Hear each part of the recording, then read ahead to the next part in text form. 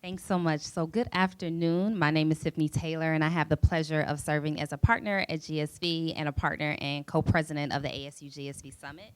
And I just wanted to first say thank you so much for joining us today as we talk about the power and promise of investing in the next generation of innovators in this ever evolving landscape, and all through the lens of what it means to be unbound. So I am joined today by three dynamic panelists who are leading powerful work to prepare the leaders of tomorrow. We have Ifeoma Nwoke, the Senior Director of the Data Analytics Fellowship at the Marcy Lab School. She works day in and day out to create equitable opportunities in tech and equip underrepresented students with industry-ready skills in data science. We have Jerelyn Rodriguez, the co-founder and CEO of the Knowledge House. Yes? And y'all can clap. Listen, it's going to be a conversation.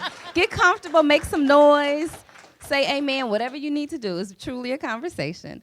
But Jerelyn works at the Knowledge House, where she works to break down barriers for underserved communities through tech training in coding, design, and data science. And finally, we have Dr. Kareem, Edouard, the director of the Illest lab at Drexel University, where he leverages emerging technologies to create hands-on, inclusive learning experiences for underrepresented students. So let's give them a round of applause just for being here today. All right, y'all ready? Okay. So before we dive into the conversation, Ifeoma, Jerelyn, and Kareem, I'd love to hear two things from you. First, one word that describes how you show up as a leader who disrupts the status quo. And I'm hoping that this word doesn't simply describe what you do, but why you do it. And second, as we reflect on this theme of being unbound, one word that describes how you envision the future if we truly center the next generation of innovators. And Ifeoma, we'll start with you.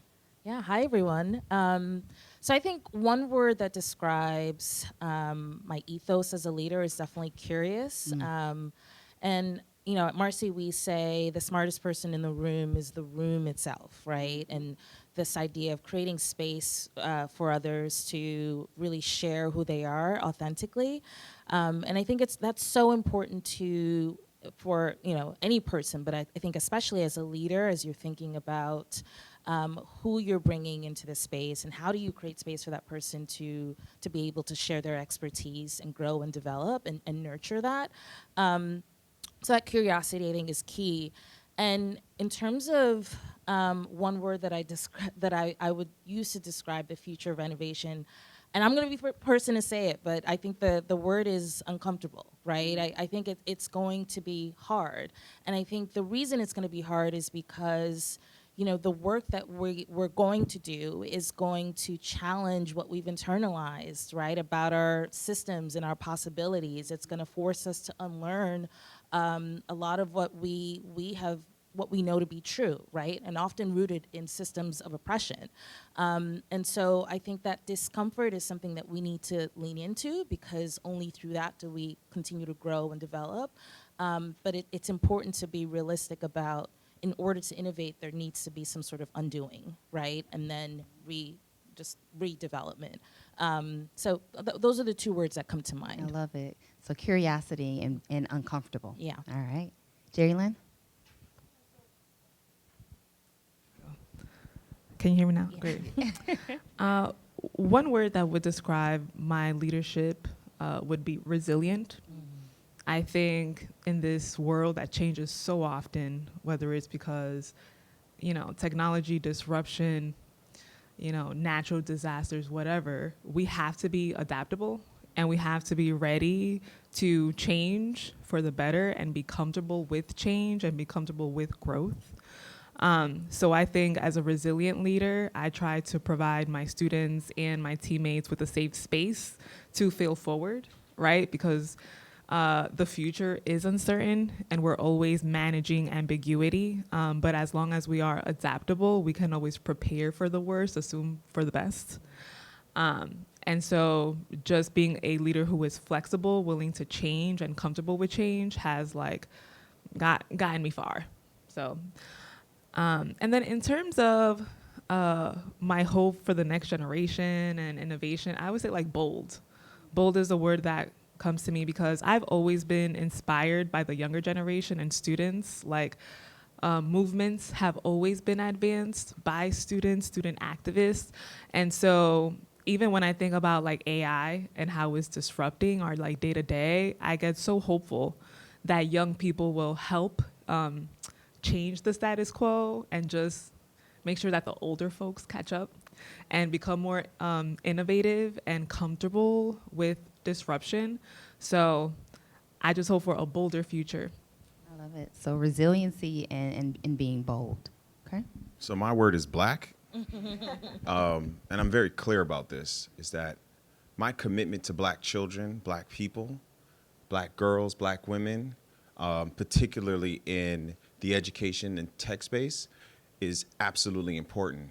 When you're underrepresented, when you're stereotyped, when you feel under threat consistently, and then when you're the only one, there needs to be someone who not only identifies but also centers that. And then my second word is being authentic, which I should have just said authentic instead of being authentic. I should just said authentic. It works. It works. It Right? works. Just do you. For me, as an academic, as an engineer, as a television producer, I decided to just show up and be me. And if young folk, the folk that I work with, can see that radiating from me, then there's hope not only for them to continue to be that in the spaces that they're in, but then it also creates support for a much stronger community. I love it. So black and authentic. So authentically black. Yeah, it works as well. So I really love that we started here. For me, it's energizing, but it also is a reminder that why we do this work matters just as much as what we do. And my hope for everyone in this room today is that as you think about this conversation and as you prepare to engage, that you define your own personal why. Like, why did you come to this summit? Why did you choose this session? Why are you committed to disrupting barriers? And why are you committed to driving towards equity and creating access? And use that lens as you listen to these dynamic leaders and hopefully prepare for some questions, because we will have a Q&A portion towards the end. Does that work for folks? All right, because I'm a teacher, so I need some feedback. So the head nodding and the yes, it definitely works for me. So let's start big picture. From your perspective, how can we rethink education and training to ensure that the next generation of innovators have the tools that they need to succeed in this fast-changing world? And Jerelyn, I'd love to have you start us off with this question. I think that it's really important for us to teach young people, learners, students to teach themselves. You know, technology changes at the speed of light. And when you are working in that tech job, your managers, your company will expect you to upskill yourself, you know, and be ahead of the curve when it comes to emerging technologies, up and coming tools. And so I think that self-teaching really should start in the classroom. We should teach our young people to be curious. We should teach them to be resourceful as well, whether they are seeking, you know, learning resources beyond instruction, mentors, getting extra like certifications, project-based learning, anything to help them become more competitive in the job market, in the academic sector is really important. We just have to stay ahead when it comes to new things, and we have to always have that curiosity to learn new things and just be prepared for the future. So I think that starts in the classroom because it's expected at work. Love it. Dr. Edouard? So part of the framework that I kind of like engage in is one is a mentorship model. But then I started thinking about how, particularly the communities that I engage in, we tend to over-mentor and under-resource, right? So I'm gonna tell you about yourself. I'm gonna help you with that resume. Let's just have that conversation, but we ain't picking up the phone to make a call for somebody so that we can get you in the door. So really thinking about how do we leverage our communities when we are the only ones in that room, and we want to seek to build more opportunities so more folk could be in the room. It's time for us to start leveraging. So at the lab, at the Illest stands for Informal Learning Linking Engineering, Science, and Technology, or my way to get people to say ill in the most formal meetings as possible. I love it. But the idea is that in that space, we make calls. So I got a graduate in there who works at Nike, because we have 600 sneakers in the lab, which we study material science. My homie works at Nike, so I made a call and be like, yo, get the young boy in there. Now he's 4 years working as a shoe designer at Nike, right? So it's like, there is no way that we're going to be able to leverage the mentorship if we're not willing to leverage the contacts and the community, so that way we could start building forward. I love it. Ifeoma? Yeah, I think it also starts with a mindset shift, right? We often talk about workforce development as if, the young people entering workspaces understand the norms, right, are able to acclimate, understand culture. It's just ingrained. And so I think it's important to, especially when I think of what we teach at Marcy, that to teach our young folks that they are not the exception or anomalies, right? That they belong in those spaces, and actually their leadership is needed in order to innovate in these organizations. And I think it's just helping them move beyond this like narrowly defined space of what they should be, how they should be. And I think it's also just like getting them to like stop gatekeeping knowledge, right? And really teach them norms and giving them access to information so that when they are in these workspaces, they're thriving, they're growing, they're developing.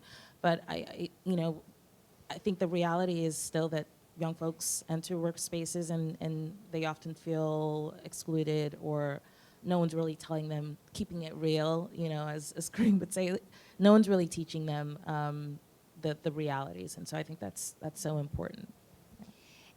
So many of these reflections, Ifeoma, are taking me back to our very first conversation, and we were talking about radical imagination. And so I would love for you to help us understand, right, what do you mean when you say radical imagination? I know you've been pioneering this approach, and what has it meant for your students as you think about their role now and their role in the future? Yeah, I was exposed to this phrase a few years ago when I was teaching a leadership development course through Prep for Prep in New York City.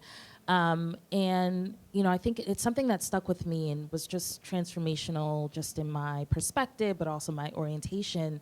And so when I think about radical imagination, like the word radical is really changing the fundamental nature of something, right?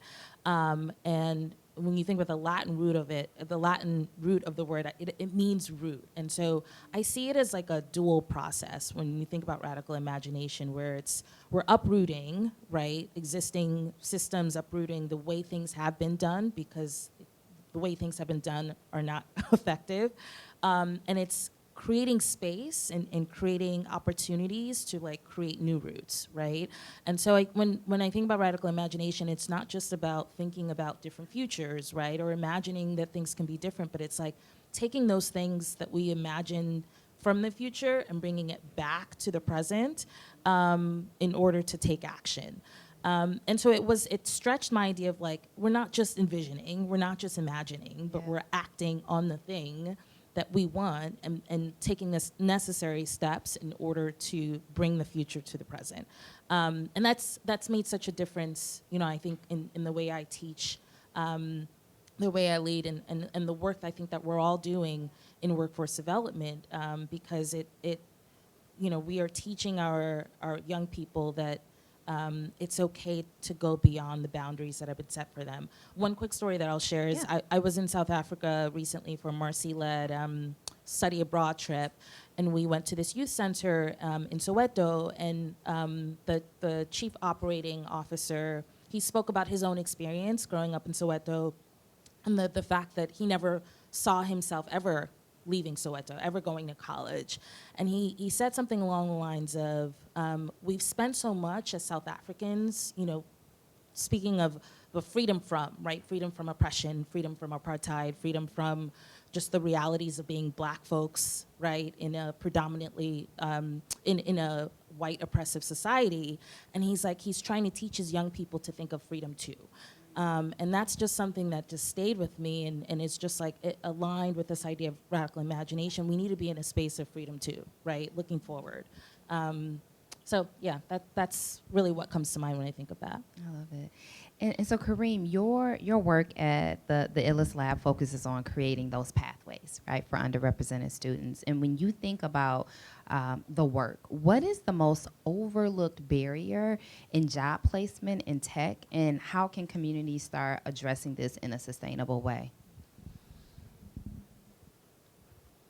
So in the lab, we have a program called the SEAS program, the Continuing STEM Education Academy. And what we do is we take students from West Philadelphia that haven't applied to college yet or want to go into trade.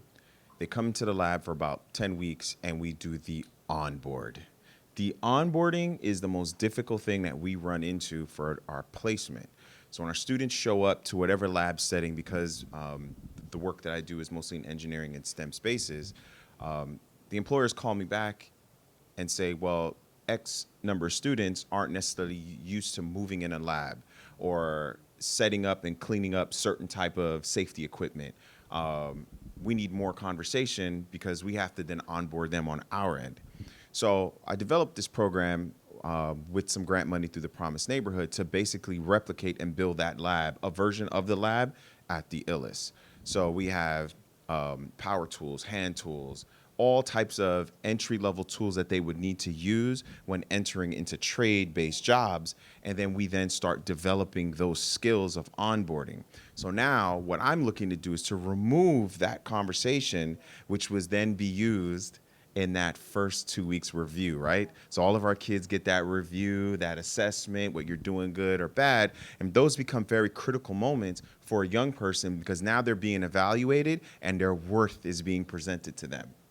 So now we bringing young people this knowledge very early so they're prepared not only to engage in this space, but then at the same time, they're fortified. Now we know how to cook in this space. I ain't worried about what you about to tell me because I know I did my part. So the onboarding part is the most difficult part, but now we're starting to remedy it and we're looking to share more of that work with other organizations so they can think about as they're starting to help build these young people, you think about the spaces you're sending them into and making sure that they're willing to understand not only the culture within that space, but then how to be successful and navigate through it.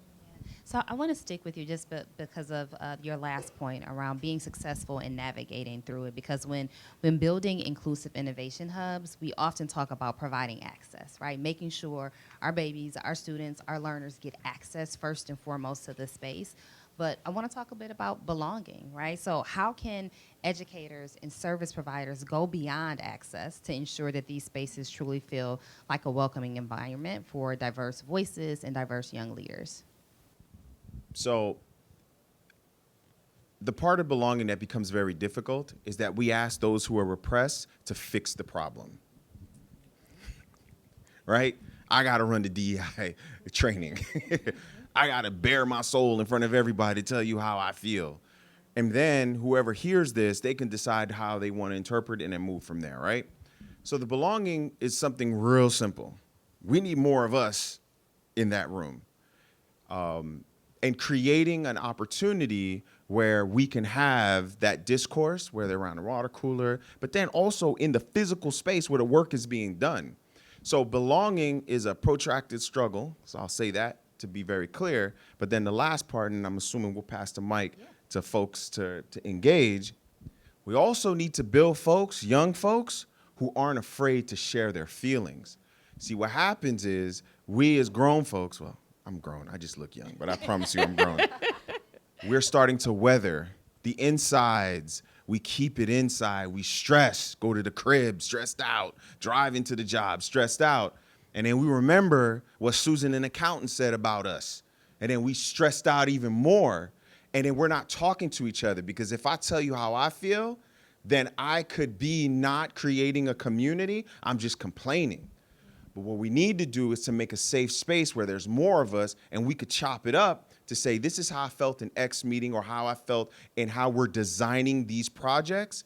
And then I feel that now we've built community and we heard together, and then that's how we can start building towards belonging. I love it.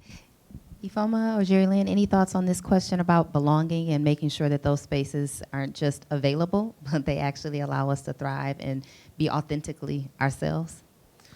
I would just say, like, from the company's perspective, right now we're seeing like an attack on DEI and a scaling back of investments in like, first of all, hiring non-traditional talent, professional development for this talent once they get to work, and even like ERG groups. And so I know for like students at the Knowledge House, they seek that mentorship and that social capital when companies are investing in DEI, when they are investing in their non-traditional talent and their talent that are women and people of color. And so as much as we can advocate for a sense of belonging in the tech industry, the corporate sector just has to step up, you know, and they have to not be afraid about diversity and like diverse talent, and they have to keep investing in this. Otherwise, the talent that we serve are at risk of not feeling a sense of belonging when they get to work and having imposter syndrome, and also not having role models that look like them, motivating them to go into these careers. So I stay close to the companies that are investing in their ERG groups and volunteering and community engagement, because they are the ones that are like walking the walk, you know? So I think that's really important. You know, something that we do at Marcy that I was struck by from the very first day is that all of our classrooms are named after our members of our founding class. So each classroom is named after a student that was a member of Marcy's first ever cohort. And I think that's, I completely agree with Jerelyn and Kareem, and I love the big picture ideas. And then I also think about what are the small ways as an organization that we are rethinking the way that we do things, right? It makes a difference that our fellows come in and, they're told to go to a class that's named after someone that they know, right? And typically these, sometimes classrooms are named after universities or named after quote unquote famous people, but they're actually named after folks that look like them. And so I think about the small gestures that we can do as organizations to not only just like the actual act of representation, but to say that, you belong and you matter, and the space that you're going into is the legacy that comes with that is from someone that looks just like you. I think that goes a long way in contributing to that. I appreciate that. So I want to take it back to you, Jerelyn. And so at the Knowledge House, you are connecting students with tangible and real-world workforce experiences. Could you share an instance where a student's journey was significantly impacted by these connections, and what that story taught you about the power of real-world experiences? The example that is top of mind for me is a recent graduate. His name is Ezekiel. And what's interesting about Ezekiel is that I used to tutor his older sister when she was a little girl. So it's come full circle for me where I'm like, wow, this is a family that I've helped support directly and indirectly in so many ways for a very long time. And so Ezekiel participated in our data science class. He did 12 months of training, and he really took advantage of those mentors, those volunteers coming from our employer partners. Specifically, every year we have a hackathon with Bloomberg, and Bloomberg sends 50 of their engineers. They are matched with our fellows, and then they just hack on different projects. This year, they were actually creating AI solutions. And so someone like Ezekiel really takes advantage of opportunities like that. He's always doing mock interviews with our volunteers. He is staying in touch with those engineers that participated in the hackathon. And so when he graduated, he got picked up immediately.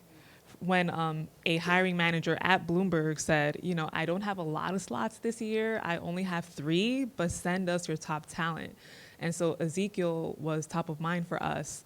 And so it just reinforces what we're all talking about, just like that sense of belonging, seeking mentorship, being resourceful. Not only did Ezekiel stay in touch with me for several years, right? He is someone that went to college. He did not study STEM, but he didn't end up getting a job in the area that he studied. So he was interested in tech training. He knew that I was running a tech nonprofit, so he stayed in touch. He said, "Can I please get into your program?" He did the program. He networked. He went above and beyond to stay in touch with industry professionals, and so he got chosen for this job. And what's great is that Ezekiel got his job at a time that his family was facing household eviction. So like literally, his family is okay. Like they didn't end up getting kicked out. Like they are fine now because his income was able to support his whole household. I appreciate you sharing that story, and I heard you name, right, our students have to be resilient, right? They have to be proactive. So it's not just their competence that we know they have, right, and us supporting them by way of trainings, but these other traits, right, that we have to help them see that's already there and help them develop. Are there any other mindsets that you're like, yes, for our students to be successful, right, in this landscape, in the tech space, these are the mindsets that they must have? I think it's those soft skills, I was at a breakfast this morning focusing on AI and how it's going to disrupt learning and the workforce. And we were trying to answer a question like, well, what are skills that are needed in this world of AI? And everyone in the room said like SEL, like social emotional learning, social skills, networking, empathy. Because literally, these are the skills that you can't expect a bot to help you with, right? Like the AI chat is not going to help you become a more empathetic person or become more relatable to others. And so those are the skills that will always be important. And those are the skills that help folks get jobs, right? Like someone literally said, you can use ChatGPT to create a better resume, but at the end of the day, it's your interview skills and how you connect with the hiring manager that will land you the job. So it's all about soft skills. I appreciate that. So I don't know many of you in this room, but for those who do know me, know that I believe in the power of partnership, right? And so no matter if you are leading from the classroom, from a corporate board, if you're starting a new company, you should not want to do this work alone because quite honestly, you can't. And so when we think about the power of partnership, when we think about catalytic moments and collective action, the last question before we turn it over to the audience that I like to ask our panelists is, how can educators, investors, and service providers come together to create those catalytic moments that truly prepare the next generation of innovators? And how can we collectively ensure that we're setting the stage for long-term impactful change? And Kareem, I'd love to start with you. Well, first and foremost, you can just give us money at the Illest Lab. That's the first thing if you want to do that, right? But let me just keep it hip hop. Like, at the end of the day, if you could sell the records on your block, you'll get units moving, right? And then you'll get famous, right? And I always think about how we sometimes tell our students, do what you need to do to leave. And you're leaving behind a community that not only invested in you, but are the folks that will invest in whatever you want to do. So I went to school in the Bay Area and in Silicon Valley, and I watched all of the startups make sure to share not only the content, but whatever product that they were building within their community. And if it was hot in the community, then they could bring it back to their angel investors and say, yo, we can do this.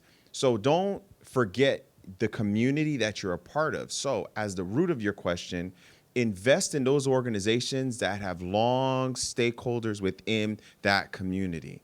So if they're there getting their engagements within that space, whether it's in healthcare, education, tech, what have you, they have touch points to be able to get those numbers that you seek instead of you out here chasing folks that either don't know you, ain't gonna really help you, and don't really understand the value of your authentic engagement. Appreciate that. All right, Jerelyn? I love to take an ecosystem approach when it comes to like closing the digital divide, and like this room has like all the sessions themed around ecosystems. And there are so many like stakeholders that are a part of closing the digital divide. Like you talk about learners in the K-12 space, right? all different ages. And we know that the earlier you start with career exposure, with technical upskilling, the stronger they will be when it's ready for them to think about careers. Are they going to go to college or not? And even like our seniors, right? Our seniors who like we depend on, we admire. If they don't have access to technology, to reliable internet, they will not be a part of this AI world. Like they will be left out. And so I think so many of us play key roles across this like learning spectrum, you know, from kids to working adults to seniors, where we all can contribute so that communities like ours don't get left behind. And so I think that's where partnership comes in. It takes a village to take care of one person. And I just wish with like government help, corporation help, or just us in this room, if we can connect those nonprofits, those community organizations that serve toddlers, right, all the way to seniors and everyone in between, we really have a holistic approach, an ecosystem approach to like doing this work. I love it. All right, Ifeoma?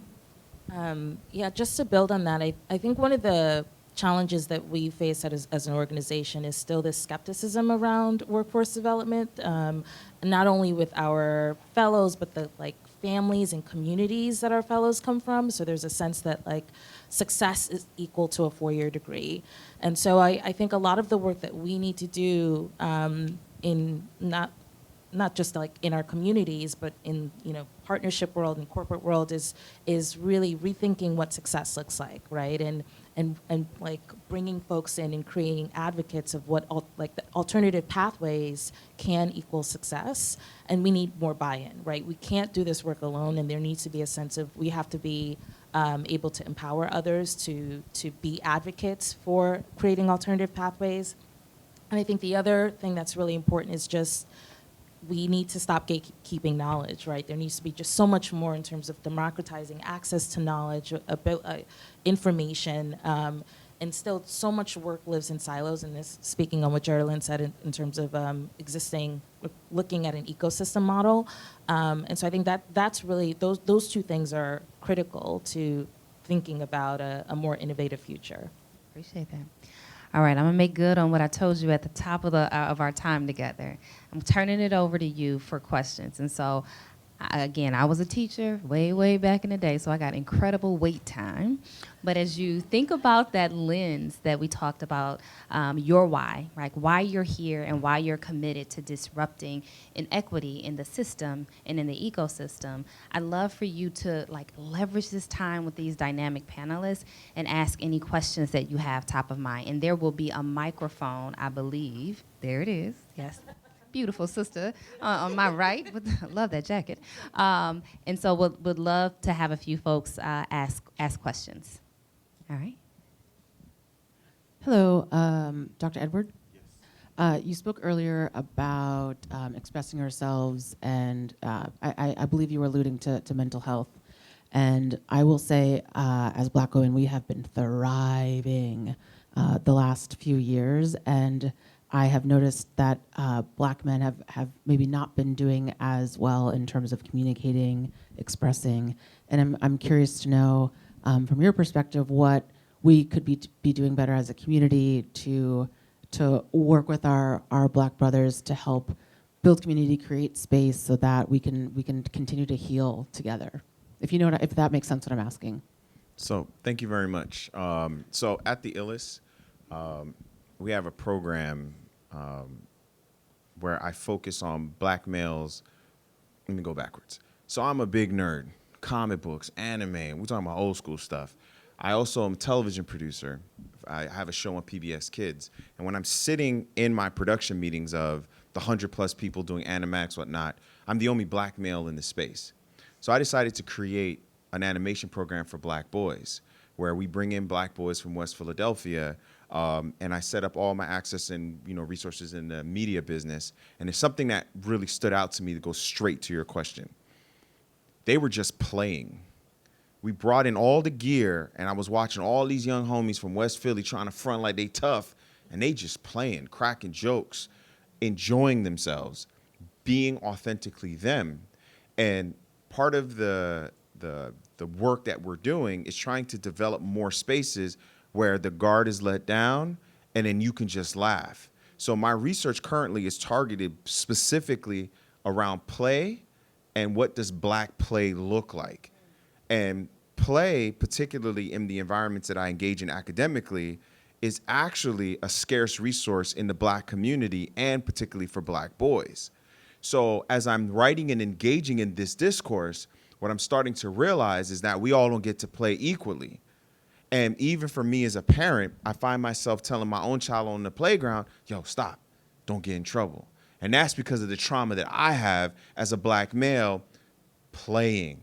What do we always say? You play too much. Stop playing. And it starts to become this echo in our heads that maybe this ain't the space for us. So now let's get directly to what you asked me. The work now is really trying to not only get you to authentically show up, but if you play, crack jokes, enjoy yourself, you then can be as creative as possible. So for all of us who hear me, in whatever capacity that we're in, there needs to be this environment for creativity and play. So that way, the seriousness of the world that's out there can slowly dissipate. And then now we can get to about the business of getting down to this creative and narrative-based engagement that we're seeking, particularly from Black men. Okay, thank you. Thank you so much. All right, next question.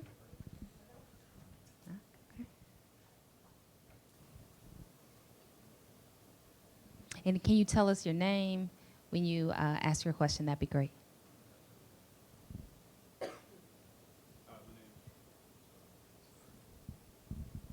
name's Rob Thomas. Can you hear me? Test, test. Okay. Got it. My name's Rob Thomas. My question is around kind of thinking at the root level that we started with. So we have 12 years of indoctrination of how you should think, believe, kind of to the point you were making, Dr. Edwards, of what's not okay, what is okay. And so we take that into all the environments after 12th grade, and then they're up, so university level, career level, et cetera. So if we had a carving block of how to chip off all of that indoctrination and standardization of creativity, love, and play, what would that look like as a first step? Jerelyn, you want to start us off there? Yeah, I think if I'm understanding your question, I think playing to learn is really important. And so like project-based learning at all ages is really important. I think at the college level and at work, you literally learn by doing. But if we can empower our youth in the classroom to also do like more work-based learning, project-based learning, then they can have a space to be creative, resulting in like learning and gaining skills. So for example, we have a high school program at the Knowledge House, and the students are creating websites. So they're learning how to code HTML, CSS, JavaScript, but they are creating a website that pitches an idea to solve a community problem. And so they are not only like learning hardcore skills, but they're learning about leadership. They are learning presentation skills. They are being creative in the service of giving back. And so I think just creating learning spaces where folks can play and can be creative is important. But I think that's at all levels. You know, like I think it needs to start very early on through adulthood. I don't know if that answers your question. Okay. Ifeoma, anything on that? Yeah. I mean, there are a lot of different places we can start, right? I think one thing that we do at Marcy is that whenever fellows introduce themselves, they basically answer the two questions: where are you from, and where's your family from, right? And I think that oftentimes, especially in school spaces, in workforce spaces, we're asking you to sanitize yourself, to not speak about that. And I think going through the process of articulating that, proudly saying that, is a starting point, right? It's a way that we undo years, centuries of oppression. And I think the other piece is like the visualization of the work that we do. You know, what we've tried to do more and more at Marcy is bringing family members to campus, right? So family members are coming in, they're touring campus. There's a a sense of like, oh, this is a real thing, right? This is a real community, and my child or my family member is thriving in this community. And I think that that's so important. We often, there's a sense of like school, right? And then like community. And there's something very powerful about how are we bringing other like community members, family members into these spaces to really see that this is a thing. And this is a place where young folks are thriving, right?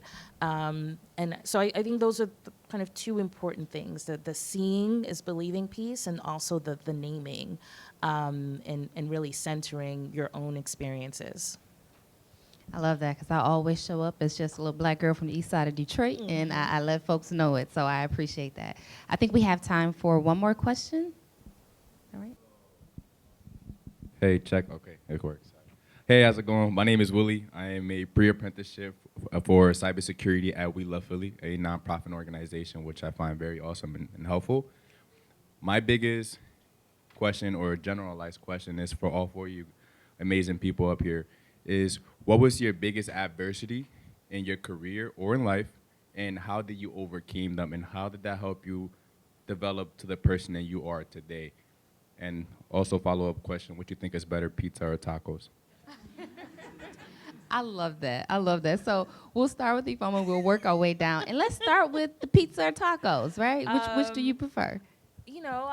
Pizza. Yeah, that's, and no pineapple on pizza. Let's all agree that we don't put warm or hot fruit on pizza.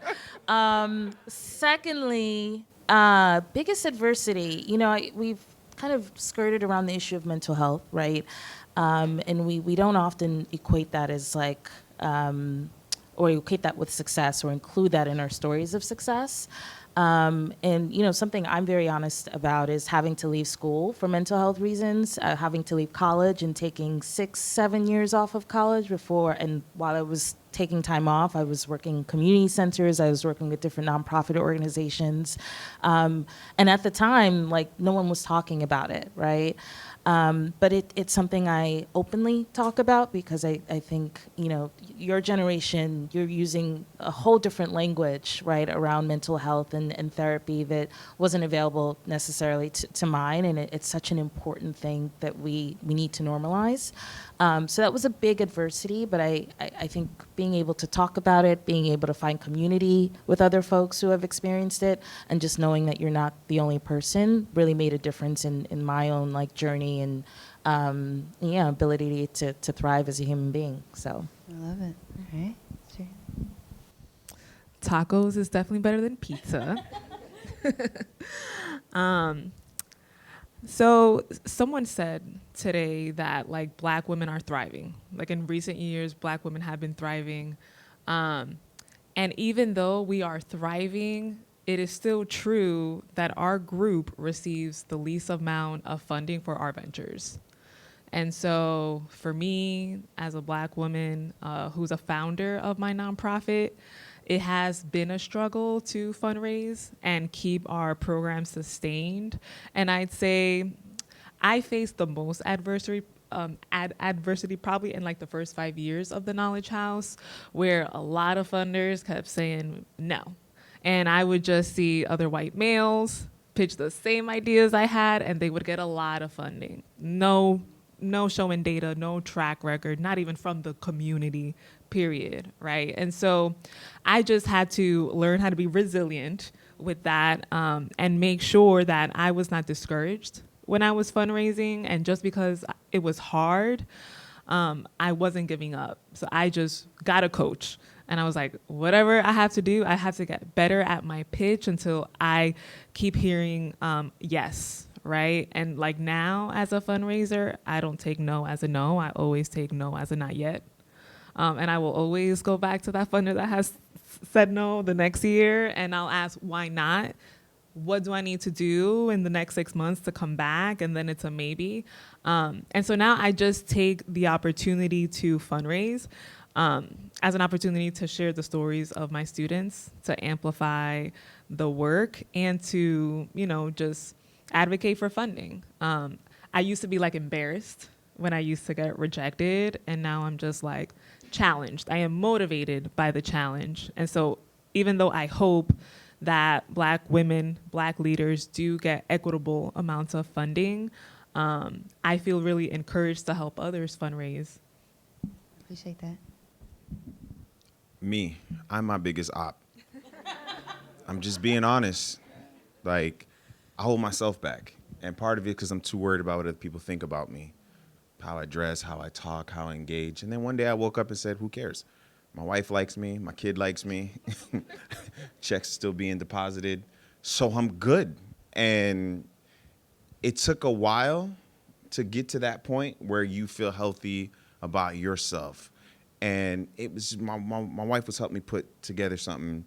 And then she said, these are all the things you accomplished. And she pulled out 4 sheets of paper, single space. But I'm in my own head saying that we didn't grind hard enough. 24, we light work. And then that wasn't the case. So I am my own biggest problem. And when I started to realize that my daughter's watching that I am so hard on myself, right? And I don't want that for her. And this is just an honest truth, is that the system and outside has designed itself for you to be the hardest on yourself. So you could then mitigate how you will play and be creative.